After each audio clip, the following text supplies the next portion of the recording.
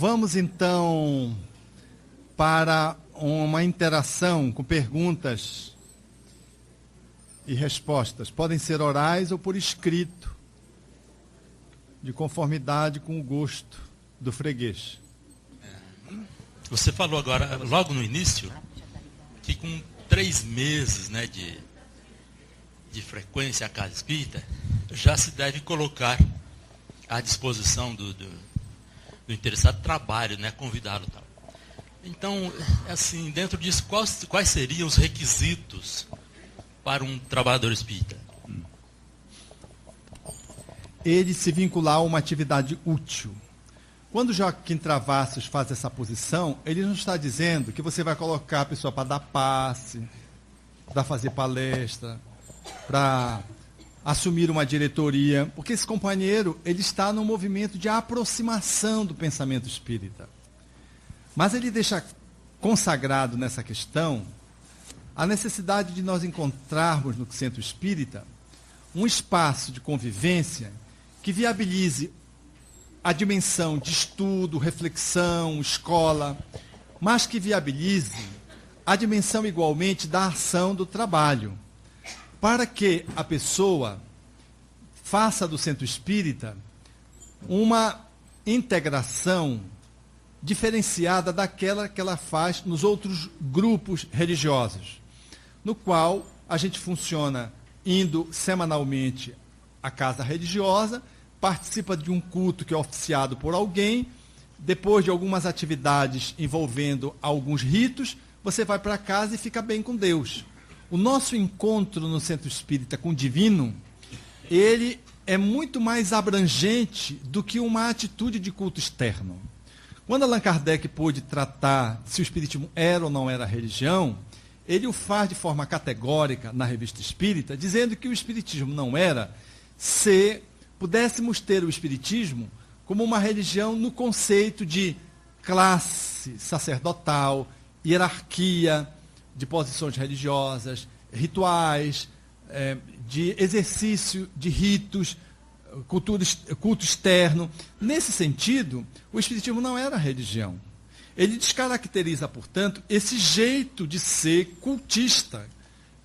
E aí ele vai e trata o espiritismo com uma outra concepção de religião, dizendo, mas se você considerar a religião como o laço de fraternidade, como a comunhão de pensamentos, como o exercício da amorosidade, nesse sentido, o espiritismo é religião e nós não devemos nos ufanar disso. Então vejam, quando o centro espírita abre espaço para uma pessoa frequentar e você inclui ela como alguém que pode estar vinculando-se a alguma atividade simples, você faz dela uma remoção da posição de um contemplador, frequentador, participando de um culto, para ser um integrante do seu movimento transformador, participando de um espaço de convivência no qual ele vai estudar, agir e poder encontrar o divino dentro dessa movimentação.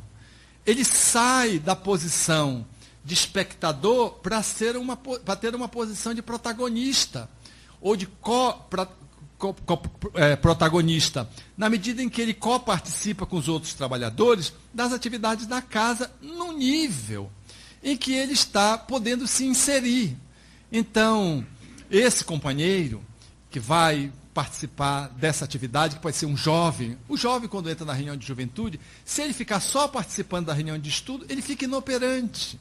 Muito facilmente, ele se desconecta do grupo de juventude.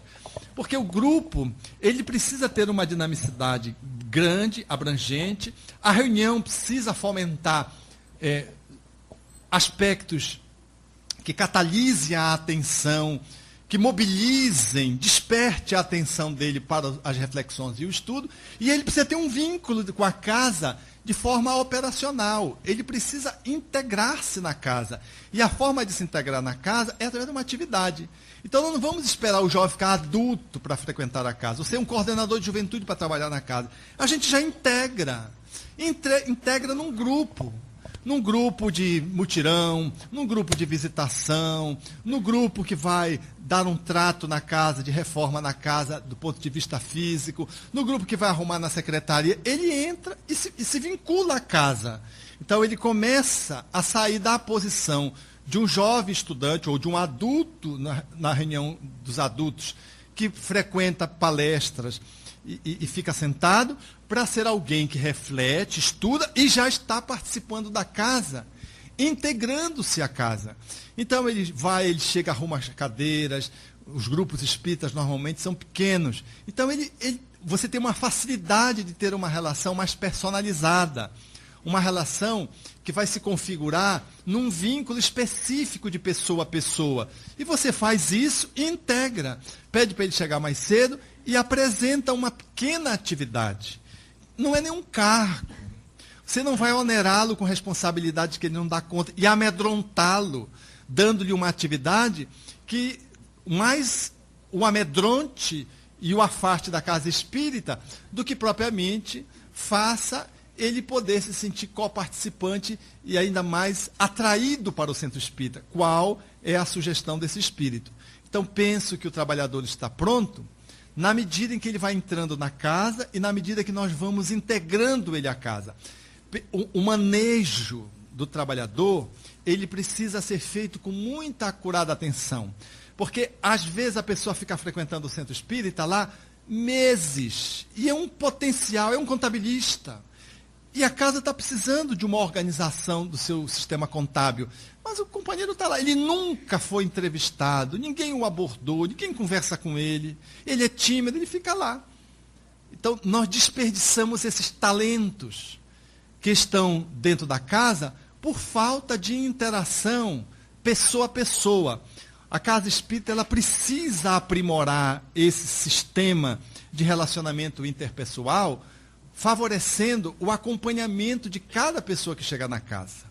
A instituição que eu participo, ela tem um diretor de voluntariado. Pasmem isso, eu não vi isso em lugar nenhum. Surgiu como demanda. Nós temos um diretor que trabalha os voluntários. Como é uma casa que tem um foco de consequência de ação social, como consequência do seu perfil de funcionamento, ao lado da atividade doutrinária tem uma ação social. Então nós temos muitos voluntários, não temos recursos para bancar os funcionários. Então a mão de obra de amor, que são os voluntários, eles exigiam de tal modo uma atenção que nós criamos uma diretoria de voluntariado. Toda pessoa que faz vinculando-se à casa e tem a chance de ser um voluntário, ela é entrevistada e é acompanhada por esse diretor com a sua equipe. E ela participa de reuniões regulares de sustentação enquanto voluntário que ela é, para que ela possa encontrar naquele grupo a solução para os conflitos que ela vai enfrentar nas atividades que ela desenvolve enquanto voluntária. Ela trabalha com idoso, trabalha com a arte com jovem, por exemplo, ou com a criança no reforço escolar, ou com a alfabetização de adultos.